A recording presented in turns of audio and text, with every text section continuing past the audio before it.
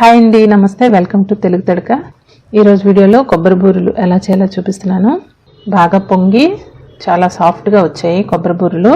ఈ వీడియోలో చూపించిన విధంగా టిప్స్ ఫాలో అవుతూ మీరు చేయండి. చాలా బాగా పొంగుతూ చాలా సాఫ్ట్గా వస్తాయి కొబ్బరి బూరెలు.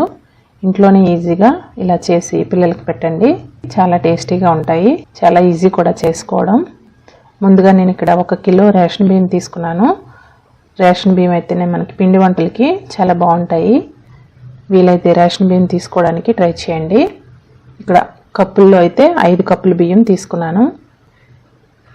ఇప్పుడు ఈ బియ్యంలో నీళ్లు పోసి 2-3 సార్లు శుభ్రంగా కడుక్కోవాలి. 2-3 సార్లు బాగా కడుక్కున్న తర్వాత ఫ్రెష్గా నీళ్లు పోసి 15 గంటల పాటు నాననివ్వాలి బియ్యాన్ని. మధ్య మధ్యలో 5-6 గంటలకు ఒకసారి నీళ్లు మార్చుకుంటూ 15 గంటల వరకు నాననివ్వాలి బియ్యాన్ని. చూడండి, 15 గంటల తర్వాత మరొకసారి బాగా బియ్యాన్ని కడుక్కొని వడకట్టుకోవాలి. బియ్యంలోంచి నీళ్ళన్నీ ఇలా చిల్లీల బొట్లో వేసి నీళ్ళన్నీ ఇలా వడకట్టుకోవాలి. ఇలా ఒక 10 నిమిషాల పాటు ఇలా వదిలేస్తే నీళ్ళన్నీ వడారిపోతాయి. వడకట్టుకున్న తర్వాత ఒక పొడి బట్ట పైన, కాటన్ బట్ట పైన బియ్యాన్ని వేసి 1 గంట పాటు ఆరనివ్వాలి. డ్రైగా అయిపోకూడదు, అలానే తడిగా ఉండకూడదు. ఎండలో ఆరనవసరం లేదు, ఇంట్లోనే 1 గంట పాటు ఆరబెట్టుకుంటే చూడండి ఇలా మనం చేయి పెడితే చేయికి ఇలా బియ్యం అంటుతున్నాయి కదా, ఇలా ఆరితే సరిపోతాయి. తడి అనేది ఉండకూడదు, అలానే డ్రైగా ఆరిపోకూడదు. ఇప్పుడు మిక్సీ జార్లో సగానికి బియ్యం వేసుకొని మెత్తగా పౌడర్ చేసుకోవాలి. చాలా ఈజీగా తొందరగానే పౌడర్ అయిపోతుంది, ఎందుకంటే బియ్యం నాని ఉంటాయి కదా. ఇలా మెత్తగా గ్రైండ్ చేసుకున్న పిండిని పిండి జల్లెడలో వేసుకొని 1-2 సార్లు బాగా జల్లించుకోవాలి. చూడండి ఇలా రవ్వలా వస్తుంది కదా. ఈ రవ్వని మళ్ళీ మిక్సీ జార్లో వేసుకొని మళ్ళీ ఇందులో బియ్యం కొద్దిగా వేసుకొని మళ్ళీ గ్రైండ్ చేసుకోవాలి. ఇప్పుడు ప్రతిసారి ఈ పిండి జల్లించుకున్న వెంటనే ఇలా నొక్కి పెట్టి పైనుంచి క్లాత్ వేసి ఉంచుకోవాలి, ఎందుకంటే పిండి ఆరిపోకూడదు. ఇలా తడిగా ఉన్న పిండితోనే మనం బూరెలు చేసుకోవాలి. చూడండి, ప్రతిసారి ఇలా నొక్కి పెట్టి ఆరిపోకుండా ఒక క్లాత్ని ఇలా కప్పు పెట్టి ఉంచుకుంటే మనకి పిండి ఆరిపోకుండా ఉంటుంది. మనం తీసుకున్న బియ్యం క్వాంటిటీకి 1 కొబ్బరికాయ సరిపోతుంది. ఇప్పుడు ఈ కొబ్బరి ముక్కల్ని మిక్సీ జార్లో వేసుకొని గ్రైండ్ చేసుకోవాలి, లేదంటే తురుమైనా వేసుకోవచ్చు. చిన్న చిన్న ముక్కలు కట్ చేసైనా వేసుకోండి, పర్వాలేదు.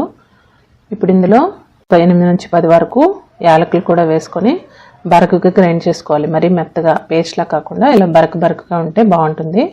ఇలా గ్రైండ్ చేసుకున్న తర్వాత ఇప్పుడు ఒక గిన్నెలోకి ఇక్కడ నేను 3.5 కప్పులు తురిమిన బెల్లం తీసుకుంటున్నాను. కానీ నాకు కొంచెం పిండి మిగిలింది, మీరు 4 కప్పుల వరకు బెల్లం తీసుకోండి. ఒక 4 కప్పుల వరకు తురిమిన బెల్లం తీసుకోవచ్చు. ఇప్పుడు ఇందులో 1 కప్పు నీళ్లు పోసుకొని కరిగించుకోవాలి బెల్లాన్ని మీడియం ఫ్లేమ్లో. చూడండి, ఇక్కడ మనకి బెల్లం బాగా కరిగిపోయింది.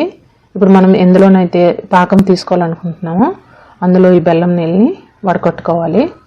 ఇలా వడకట్టుకొని వేసుకోవడం వల్ల మనకి బెల్లంలో ఇలా డస్ట్ ఏమైనా ఉన్నా వడకట్టి తీసుకోవచ్చు. ఇప్పుడు మీడియం ఫ్లేమ్లో బెల్లాన్ని బాగా ఉడికించుకోవాలి. చూడండి, ఇక్కడ నొరగ బాగా వచ్చింది కదా. ఈ టైంలో చెక్ చేస్తూ ఉండండి. 1 కప్పులో నార్మల్ వాటర్ తీసుకొని అందులో ఇలా బెల్లం పాకం వేస్తూ 2-3 సార్లు చెక్ చేసుకోండి. బెల్లం పాకం ఇలా వేసిన వెంటనే చేతిలోకి ఇలా బెల్లం పాకం వస్తుంది, కానీ ముద్దలు అవ్వట్లేదు. చూడండి, ఇలా తీగలా పడుతుంది కదా. ఈ పాకం అయితే సరిపోతుంది బూరెలకి.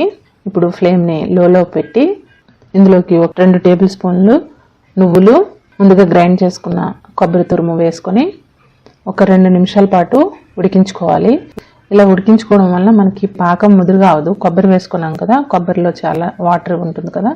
ఒక 2 నిమిషాల పాటు ఉడికించుకుంటే సరిపోతుంది. చూడండి, ఈ టైంలో స్టవ్ ఆఫ్ చేసుకొని ఇప్పుడు తడిపిండి కొద్దిగా వేసుకొని కలుపుతూ ఉండాలి. బెల్లం పాకం వేడిగా ఉన్నప్పుడే కలుపుకోండి. ఇలా ఒకవైపు పిండి వేస్తూ ఒకవైపు కలుపుతూ ఉండాలి. ఇలా అయితే ఉండలు కట్టకుండా మనకి ఈజీగా కలుపుకోవచ్చు. ఒకేసారి ఎక్కువ పిండి వేయకుండా చూసుకొని, కన్సిస్టెన్సీ చూసుకొని, ఇంకా పిండి పడుతుందంటే ఒక్కొక్క గరిటెడు వేసుకుంటూ కలుపుకోండి. మీకు ఇక్కడ చూపిస్తాను కన్సిస్టెన్సీ ఎలా వచ్చిన వరకు వేసుకోవాలో పిండి అనేది.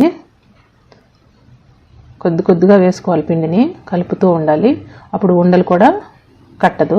జారుడుగా వచ్చింది చూసారా ఈ టైంలో. చూడండి కన్సిస్టెన్సీ. ఈ టైంలో పిండి వేయడం ఆపేయాలి. పైనుంచి నూనె అయినా నెయ్యి అయినా ఒక 2-3 టేబుల్ స్పూన్ల వరకు వేసుకోండి. ఇలా మొత్తం పైన కవర్ చేసేయాలి. కవర్ చేసి మూత పెట్టి ఒక 10 నుంచి 15 నిమిషాల పాటు పక్కన పెట్టుకోవాలి. చూడండి, కొంచెం చల్లారిన తర్వాత ఇలా ముద్దలా అవుతుంది.